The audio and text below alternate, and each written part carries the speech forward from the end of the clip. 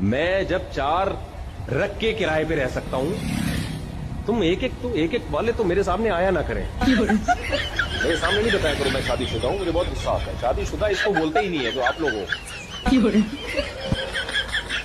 मेरी जब 3 हुई थी ना, 3, उस वक्त मैंने अपने बड़ों से कहा कि अब मैं सोच रहा हूँ शादी करनी। मुफ्ती साहब बड़ी अच्छी बात है, आप लोगों को 4 निकाह की तरगीब दे रहे हैं, पर एक बात ज़हन में रखें, 4 शादियां सुन्नत है, फर्ज नहीं है। अगर किसी ने 4 शादियां नहीं की ना, उसकी पकड़ नहीं होगी, पर इंसानी हकूक की खिलाफ वर्जियों पे आवाज उठाना फर्ज है।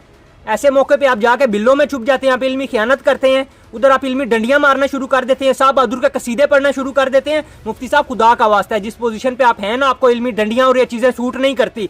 इंसानी हकूक की खिलाफ वर्जियों पे आवाज उठाना फर्ज है, उस पर आपकी पकड़ भी हो सकती है, इस पे पकड़ नहीं होगी। अगर किसी ने 4 शादियां नहीं की ना, उस पर पकड़ नहीं होगी।